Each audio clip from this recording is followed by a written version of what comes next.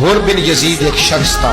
हुर बिन यजीद एक मुख्तसर सा लश्कर लेके उसने इमाम हुसैन को एक जगह पे रोका, फिर दूसरी जगह पे रोका, फिर लाकर तीसरी जगह पे रोका। तो इमाम हुसैन ने फरमाया जगह कौन सी है? कहा हुजूर करबो बला। फरमाया बस यही खैमे लगा यही। हजरत सैयदा ज़ैनब ने पूछा इमाम हुसैन से कि सारे जमाने ने रोका है, ठीक है आप हक पे हैं, ये भी सब ने कहा आप हक पे हैं, पर रोका भी सब ने, आप रोके क्यों नहीं? इब्ने कसीर और इब्ने असीर लिखते हैं इमाम हुसैन रो पड़े, कहने लगे बहन मैं रुक जाता पर मैंने रात को नाना मुस्तफ़ा को ख्वाब में देखा। तो हुजूर ने फरमाया हुसैन अगर आज ये रिवाज पड़ गया ना यजीद जैसे लोगों का तो कयामत तक पड़ा रहेगा। फिर लोग कहेंगे कोई निकला नहीं था तो हमें भी निकलना, फिर लोग जालिमों के सामने गर्दनें झुकाने के आदी हो जाए। मैं कहता रहता हूं, कह रहा हूं, करबला की जंग कुफर इस्लाम की जंग नहीं, कुफर इस्लाम की जंग नहीं करबला की, क्योंकि यजीद तो बड़ा पक्का नमाजी था, खुतबा देता था। वो तो जब इमाम हुसैन रज़ी अल्लाह ताला अन्हु ने करबला के मैदान में जुमे का दिन था तो यजीद के सामने को बात करनी शुरू की, अमर बिन साद के सामने। तो अमर बिन साद कहने लगा हुसैन ज्यादा बातें ना कर, हमारा जुमा लेट हो रहा है, जंग के लिए तैयार हो, फटाफट आ। अहले बैत नबुव्वत को कत्ल करेंगे और कत्ल के बाद फिर नमाज पढ़ेंगे और फिर कहेंगे अल्लाहुम्मा सल्ली अला मुहम्मदिन व अला आले मुहम्मद, उसी नमाज में फिर दरूद भी पढ़ेंगे। ये कैसा मर्तबा है, कैसा अंदाज है, दोस्ती कातिल से भी मकतूल से याराना भी। इमाम हुसैन ने कर हुर बिन यजीद इमाम हुसैन से कहने लगा मुझे हुक्म है आपको रोकने का, आप आगे नहीं जा सकते। इमाम साहब ने फरमाया वजह जमीन अल्लाह की है। उसने कहा आप बैत नहीं कर रहे, यजीद की हालात आपके हक में दुरुस्त नहीं है, आप नहीं जाएंगे। इमाम रोक गए। जोहर की नमाज का वक्त हुआ तो हजरत अली अकबर इमाम हुसैन के बड़े साहिबजादे उन्होंने अजान जोहर पढ़ी तो हुर बिन यजीद के लश्कर ने इमाम हुसैन के पीछे नमाज अदा की। कहा भाई तुम मुकाबले में आए हो, नमाज पीछे पढ़ते हो? कहा हुजूर मुकाबला तो तलवारों से कर रहे हैं पर हमारा दिल तो मानता है ना कि मुस्तफा का नवासा बड़ी शान वाला है। हुर बिन यजीद ने 3 नमाजें लश्कर समेत इमाम हुसैन के पीछे पढ़ी हैं, 3 नमाजें, जोहर असर और मगरिब। फिर इमाम हुसैन के सामने शराइत पेश की कि आपको यहां घेर लिया गया है, यहां आप बैत करेंगे, यहां आप जंग करेंगे, 2 ही बातें। इमाम हुसैन ने फरमाया नहीं भाई बैत तो मैं नहीं करता, इसके अलावा तुम जो कहते हो मैं करने को तैयार हूं। उसने खत लिखा, उबैदुल्लाह इब्ने ज़ियाद को एक बंदा दौड़ाया पीछे, कूफे चंद मील पे कूफा था। कहा वो नहीं मान रहे, क्या करना है? तो हुसैन इब्ने अली है, मैं ज्यादा देर उन्हें रोक भी नहीं सकता।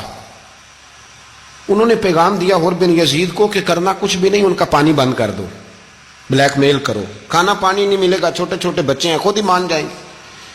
हजरत इमाम अली मकाम के बारे में हुर के पास जब ये पैगाम आया तो हुर कहने लगा मेरी तबीयत नहीं मानती हुसैन पर पानी बंद करूं, दिल नहीं मानता। जब ये लफ्ज कहे ना दोबारा तो फिर उबैदुल्लाह इब्ने ज़ियाद ने अमर बिन साद को 10,000 आदमी दे के भेजा। कहा हुर बिन यजीद लचक दिखा रहा है हुसैन के हक में। 3 दिन तक पानी बंद रहा। 9 मुहर्रम को अमर बिन साद ने और लोग बुलाए। शिमर एक बड़ा सख्त आदमी था, संग दिल बदबख्त, जिसने हजरत अली असगर के गले पर तीर मारा था, वो और लश्कर लेके आया। रात को कहने लगा इमाम हुसैन रज़ी अल्लाह ताला अन्हु से कि बस बड़ा हो गया, ये 9-10 मुहर्रम की दरमियानी रात, यहां आप जंग करेंगे या आप बैत करेंगे, 2 ही बातें।